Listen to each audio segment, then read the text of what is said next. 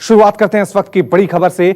मरकज का गुनहगार मौलाना साद पहली बार उसकी सीसीटीवी तस्वीर सामने आई है। बताया जा रहा है कि मौलाना दिल्ली के जाकिर नगर में एक मस्जिद में नमाज पढ़ने गया था। ठीक उसी वक्त उसकी ये तस्वीर सीसीटीवी में कैद हो गई है। मौलाना साद को लगा था दिल्ली की क्राइम ब्रांच तलाश कर रही है, लेकिन अब तक उसे पुलिस पकड़ नहीं पाई है। अब मौलाना साद की सीसीटीवी तस्वीर सामने आई है जिसमें वो नमाज पढ़ने जा रहा है।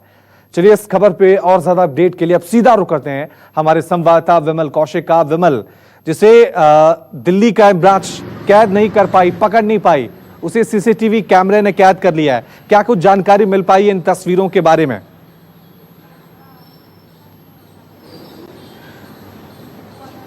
जी बिल्कुल, मौलाना साद की ये तस्वीर उस समय की है जब कल जो दिल्ली का जाकिर नगर इलाका है, वहाँ की अबू बकर मस्जिद है, वहाँ पर जुम्मे की नमाज अदा करने के बाद ये बाहर निकल रहा था। और मौलाना साद के बारे में ये भी जानकारी मिली है कि जब ये मस्जिद के अंदर नमाज अदा कर रहा था तब भी इसके इर्द गिर्द इसके ही करीबियों का करीब 15 लोगों का घेरा बना हुआ था, क्योंकि कोरोना संक्रमण दिल्ली में बहुत तेजी से फैल रहा है।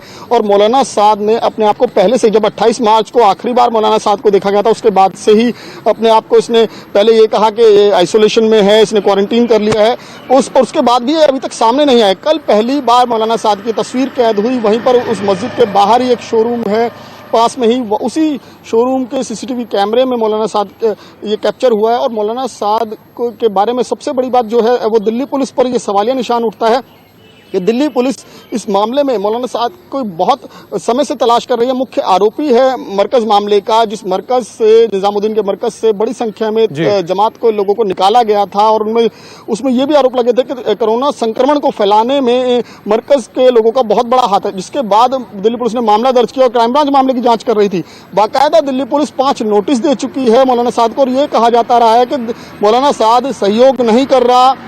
इसके बाद क्राइम ब्रांच की टीम ने मौलाना साद की तलाश में शामली के उसके फार्म हाउस पर भी रेड की थी। और इसके अलावा ये भी अटकलें लगाई जा रही थी कि मौलाना साद दिल्ली में नहीं बल्कि मेवात के किसी इलाके में छुपा हुआ, किसी गांव में छुपा हुआ। लेकिन मौलाना साद लगातार, मौलाना साद के करीबियों की तरफ से भी ये कहा जाता रहा कि वो दिल्ली में ही है, और इसकी हकीकत भी हुई, ये साबित भी हुआ मौलाना साद की कल की तस्वीर के सामने आने के बाद कि मौलाना साद दिल्ली के जाकिर नगर में ही है।